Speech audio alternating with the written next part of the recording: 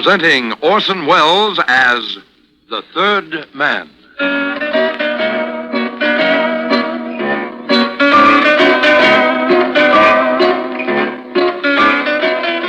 The Lives of Harry Lime. The fabulous stories of the immortal character, originally created in the motion picture The Third Man, with zither music by Anton Karas. This time, just for a change of pace, I've got a yarn for you about a honeymoon. That's the title I'm giving it. Honeymoon. In a minute you'll see why.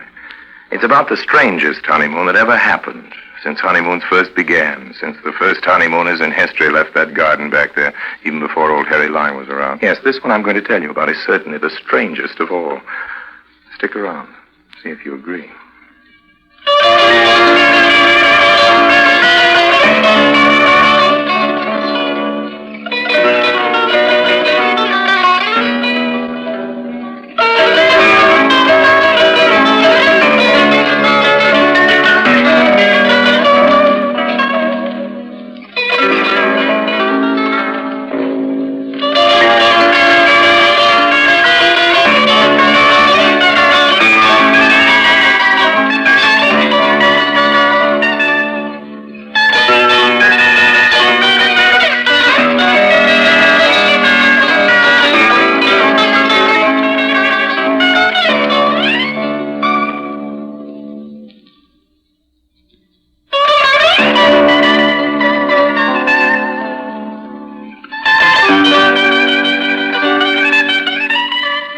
This all happened in Sicily, which is as good a place for a honeymoon as there is anywhere in the world. All sunshine, full moons, and orange blossoms. Ideal.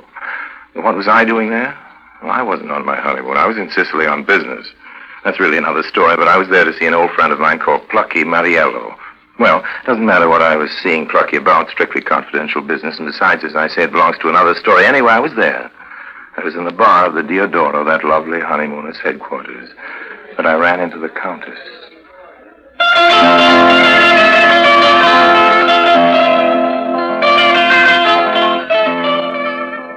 The Countess, Catty, really was a countess. A countess from Hungary. Also, at various times, from hunger. Looks, she had plenty of them and those. A very tough baby indeed, but photogenic, if you see what I mean. All technicolor and cast iron. Busy, too. She tried her hand at many semi-legitimate rackets like beauty creams, costume jewelry, and marriage. And just now she seemed to be resting between jobs. That's what I thought, but I was wrong. Like I say, Cat is a busy girl. Well, where's that famous moon? Don't look at me. I didn't steal it. You would if you could, Harry, if there was a price tag on it. Kiss me. Okay. Another? There's a price tag on that, too. I hope it isn't too high. No, I come cheap. All I want is a little information. And then you'll kiss me again. How generous of you. Thank me later, Countess. What do you want with Mariello? What do you care what I want with Plucky? Well, you two used to have a thing, didn't you? What are you doing now, stirring up the dead ashes of your passion? I'm here on business. But you might try stirring up a few more ashes yourself. But stir gently, Harry. Gently. Plucky Mariello. I remember when he lived in a penthouse on the top of that big apartment building in West Los Angeles. Sunken bathtubs, ceilings and hand tools swayed, carpets that came up to your knees, and 6 bodyguards on the night shift alone. That was in the old days, of course, before Plucky came back from that disastrous little jaunt of his with Cathy and discovered that Uncle Sam didn't want to let him back into the country. We'd shared the expenses on a hired car that took us back into the hills, the little town where Plucky had that villa of his, and which was where he'd happened to be born and where the Italian government said he had to stay. And on the way up, Cathy told me the truth about what she was after. It's pretty good money. They pay your expenses, of course, and you get around. That's always important. Countess Cathy, the demon lady photographer. Whoever would have guessed. What's the paper you work for? It's not a paper, it's a magazine, a picture magazine. The picture magazine, as a matter of fact. Blink. Oh, yes, Blink. And the trouble is I'm not on the staff. I'm just a freelancer. But I've sold a few photos already, and if I can get onto something really good, sensational, Then they'll take me on. So here you are in Sicily, ready to take a lot of intimate little studies of the famous ex-gangster. What's Plucky going to say to that? What do you think? Just what you do, honey. He's not going to like it one little bit. Mr. Mariello's a respectable businessman these days, and there's one thing he hates more than the cops. It's publicity. I'm afraid you're right, but maybe I can find some way of persuading him. Speaking of cops, look at that. What? Better slow up. This is the Sicilian version of the good old-fashioned police roadblock. Thank your lucky stars for your American passport, Countess. I don't have one. Well, I do. That ought to be enough. Anyway, they're not looking for us. We're just innocent tourists. These babies are hunting big game. Yes, I know. You mean that bandit?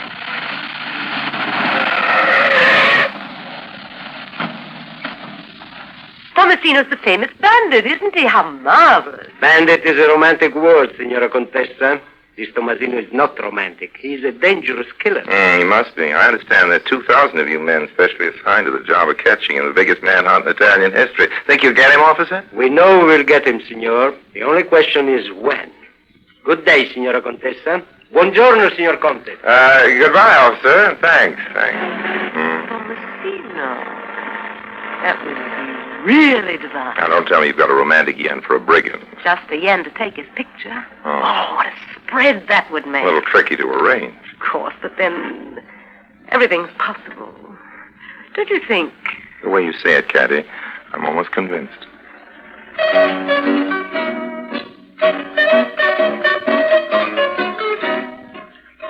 She asked me if I didn't think Plucky would be helpful in putting her in touch with this Tomasino, but of course that was out of the question. Between a Sicilian bandit and an Italo-American ex-racketeer, there's a lot more distance than you might imagine. But then look at it in the light of subsequent events. The distance was shorter than even Catty guessed. Anyway, this conversation, as I said, took place in the car on the way to Plucky's. And as I also mentioned before, he wasn't home when we got there. The butler let us in. Yeah, the chief's expecting you both, but we're harvesting grapes now. The wine pressing starts soon, and he's in the village talking business with the buyers from Palermo. He'll be back any time. Harvesting and wine pressing. How rustic can you get? Yes, I remember when Plucky's connection with alcoholic profession was considerably more adventurous. Well, there's liquor in the sideboard, if that's what you mean. Good stuff. Plucky told me to have the two of you make yourselves at home. Well, how sweet. And who is this dear little man on the sofa? Oh, him? Buongiorno. Buongiorno, Signora. There, you see? He's human. He can talk. I'll tell you the truth. This character just flew in from nowhere. Oh, it's one of the farmers, I guess. Something like that. I don't know, but if you want, lady, I can toss him out with pleasure. Oh, don't dream of it. You would can leave just- us now. Who, me? We'll make our own drink. Oh, all right. This little man seems to be harmless enough.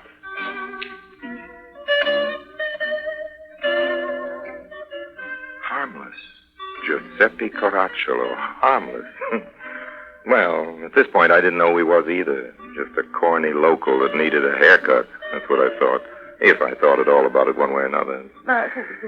Caddy spent a couple of winters in this part of Sicily when she was a kid, and she's a great linguist anyway, so she and this grimy character on the sofa were buzzing away like crazy, and since I didn't dig the dialect, I wasn't paying any attention. And then, very suddenly, things began to happen. Caddy and his character were chatting away, and then it seemed she got out her camera and took his picture, and that's when he drew the gat. A big, nasty-looking Mauser it was. Well, I never liked guns, particularly on other people, so I let him have a sharp one on the back of the noodle with the heavy end of a quart of Black Label. I told you he needed a haircut. That was probably what saved his life.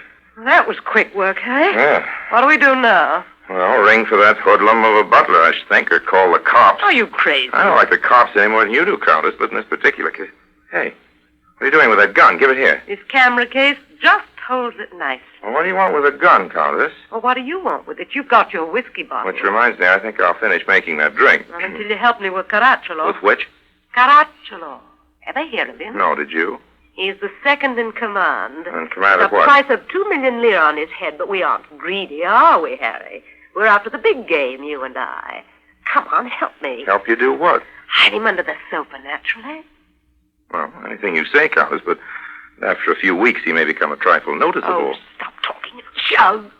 Okay, but then you've got to do a little explaining. There he goes. First, I'm going to send this camera off where it's safe. Look out! Look out for what? His foot, you can still see it sticking backing up. Oh, all right. Come Here on, we go. push him further underneath. Now, where are you going? Just going to the car to give this camera to the driver. Yes, but what happens to that's me? all right. I've got another one. I always I carry mean two about the cameras. car, not the camera. You aren't sending it away, are you, the car? Certainly. Plucky can take us back in one of his.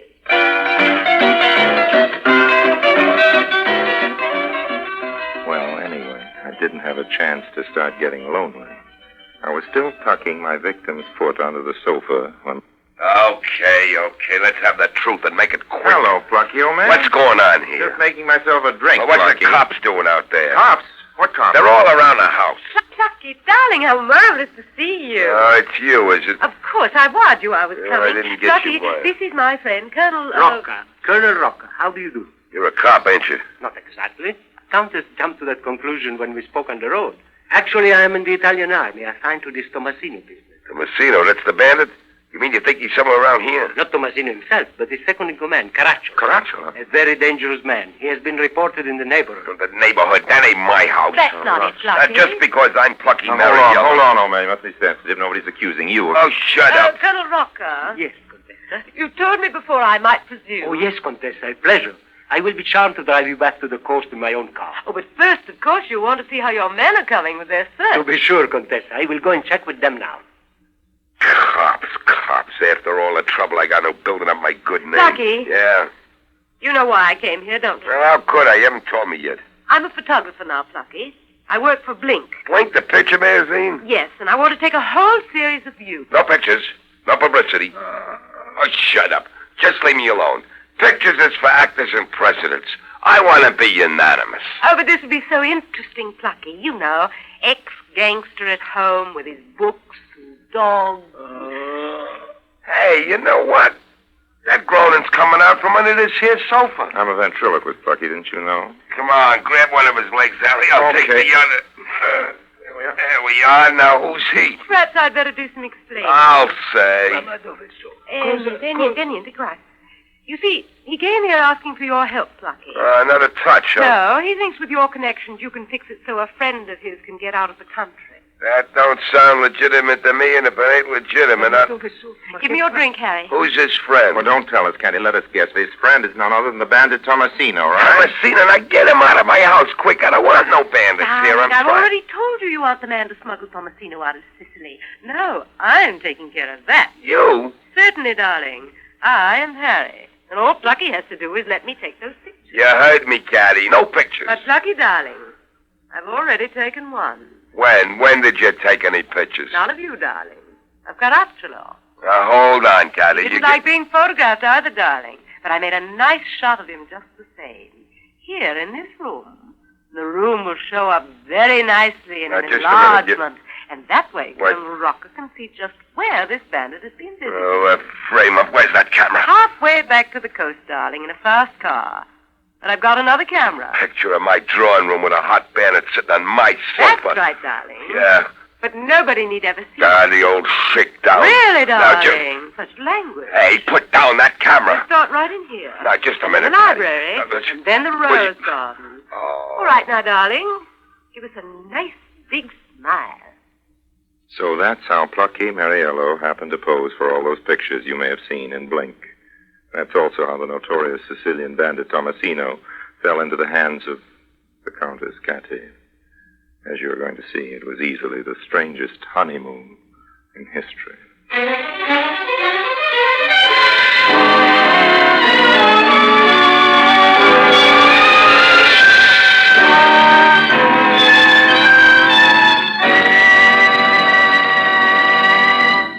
Orson Welles returns in just a moment as the third man.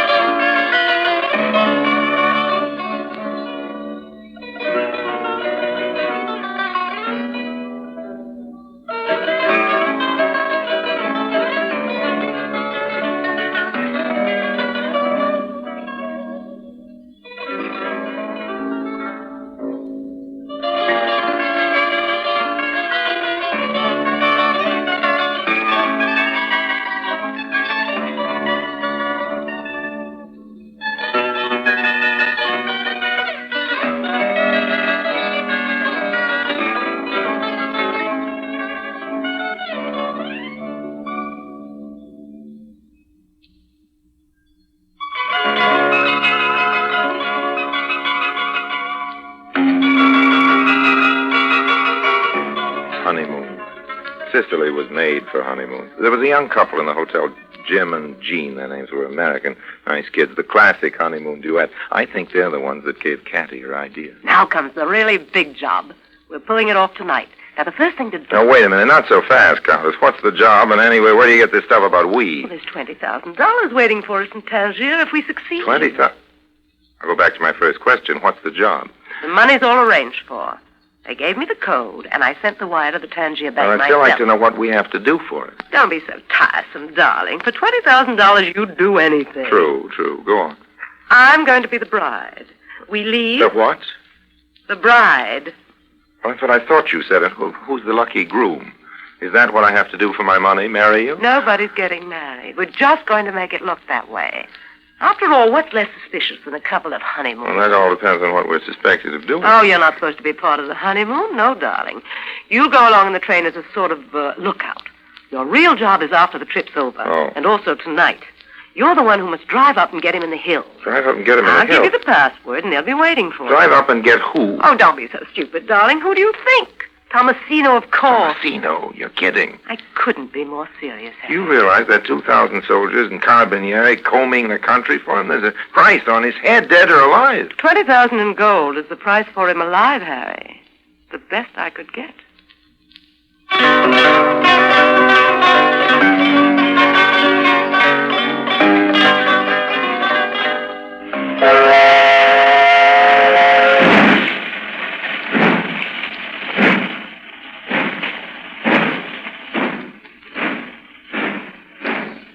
The honeymoon special. It leaves Taormina at 8. The next stop is Messina an hour or so later. They made quite a couple, the Countess and the bandit. She dressed very carefully for the part, and if you didn't look too closely, they were quite convincing. An idea at that. Nobody expects a hot bandit to go away on a honeymoon. That cat is a sharp customer, I knew that, but now I was beginning to give her credit for being even smarter than I thought, when suddenly, down the corner, there came somebody who wasn't going to do that 20,000 any good at all. Colonel Rocca, in the flesh. He nodded and went right on past their compartment without so much as glancing at them. The next thing I knew, he was at the far end of the car talking to some characters who looked like cops to me. Not a very pleasant situation. I went back into the compartment and sat down opposite the bride and groom. They didn't say anything. He couldn't, of course. Tomasino only spoke some dim Sicilian dialect, and she was cuddling up to him in a way that made my flesh creep.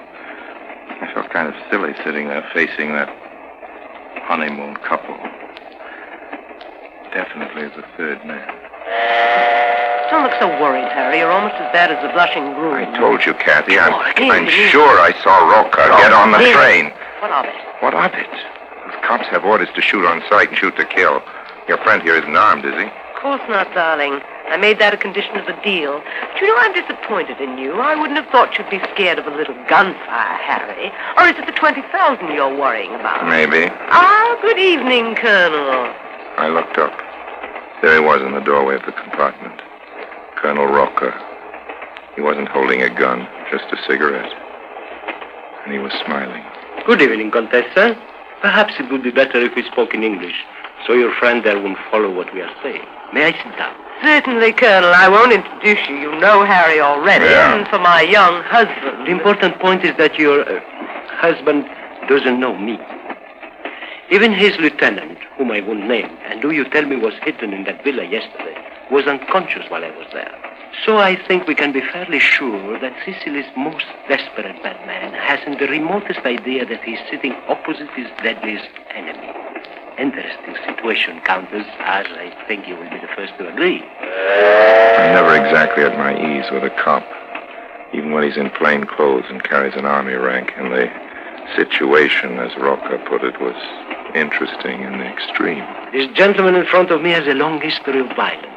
He would not think twice of murdering us all as we sit here. Yes, I think he would try it even with his bare hands if he knew exactly what we have in store for him. And exactly what do we have in store for him, Colonel? Don't mention my name. Oh, okay. Remember, he knows that. It's been in the papers. And there were those men of my command whom we captured and tortured. They must have told him about me before they died. Now then, there is just 3 minutes left before we got into Messina. Let us be sure we are clear on our plans. Hey, excuse me, what plans? But surely the Countess has explained everything to you by now. No, I haven't, Colonel. You see, there hasn't really been time. Well, there is no time now. Mr. Lime had just better keep out of the way. That Oh. is as near the train proper as possible. That won't be difficult since the south end of the platform will be kept clear of passengers. Most of my men will be in hiding at first, but about 30 or so will be disguised as porters with their machine guns behind pieces of luggage. Machine gun? The first thing to be sure about is that all passengers are well out of the line of fire. Line of fire, but he isn't armed. I'm beginning to gather that you're planning to arrest this man in the station, but why? Mr. Lime, Sicily is a strange country. This man is hated by everyone. The people pray for his death.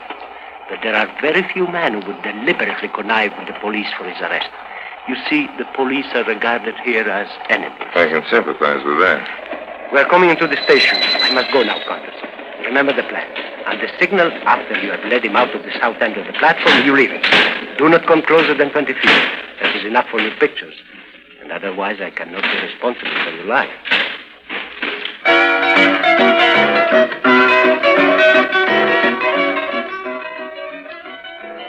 So now I had the whole thing straight at last. That was the deal. Caddy was turning him in, but on her own terms. Setting it up so she could get her pictures while it happened. Senti, noi cambiamo il treno, qui. Sì, signora, ma non si sconta. Congratulations, Caddy. Thank you, darling. So now you're going to be a famous photographer, and the groom here, I suppose, is going to be a famous corpse.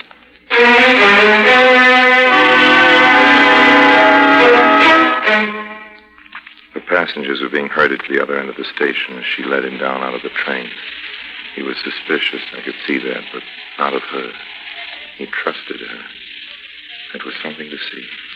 Tomasino, the famous bandit, clinging to her like a little boy. All right, Contessa, run! Tomasino, sei in arresto. Mani in alto. But we'd all forgotten that gun, Caracciolo's gun that Cat had put in her camera case. But Tomasino had seen it, and somehow he'd managed to sneak it away. Now, Countess, duck! No!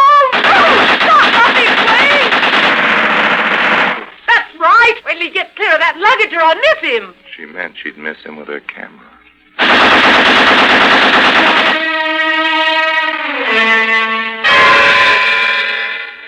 Harry, where are you, Harry? What's wrong? Did they get you? No, my other camera. Where is it? He's dying. Look, he's dying and I'm out of film. Here's the other camera. Good. I don't have time to reload. You hold this one and be careful of it. That's the Okay. one I used for everything up to now.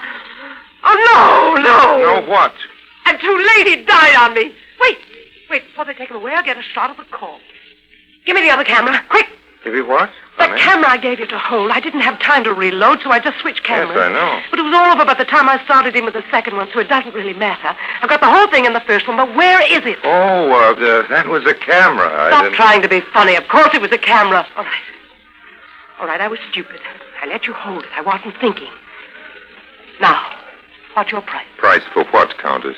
That camera, you dirty... Language. Language, Countess, language. It can't be far from here. Where could you hide it? There was an awful lot of noise and confusion here in the station just now, so maybe you didn't notice it, but the What? train went by on the other track. I see you threw it into the other train. Well, that means we can get it back. You can't do it any easier than I can. Now, maybe you had something rigged. All right. You've got to have a price. You of all people. Me of all people, sure. I sell everything. Contraband, fake passports, stolen cars. What you told me the other night, Caddy, you said I'd never done a decent thing in my life. It's true. I took it as a compliment, but now I'm afraid I've spoiled my record. Nobody's selling those pictures, Caddy. There's nothing to sell. You see, I threw your camera under that train. Don't look like that, Caddy. It isn't becoming. Remember, there are other cameras in the world. Somebody might come along and take your picture.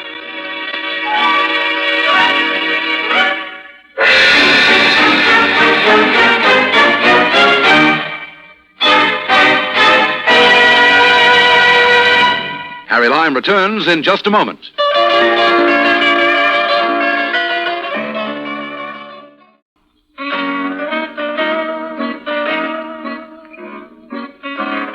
Maybe you'd like to know what happened to the different people in this story. Tomasino, of course, is dead. His mother came up from that little town near Palermo, where he was born, to claim his body, and there was a lot of publicity. Blink ran a big picture spread on the funeral. You probably saw it. Pictures weren't by Cathy, though. She never bought another camera. quit journalism, as a matter of fact, after she met that Maharaja. He sailed into the harbor of Taormina with the biggest yacht anybody, even Cat, had ever seen. And who do you think sailed away with him when he left?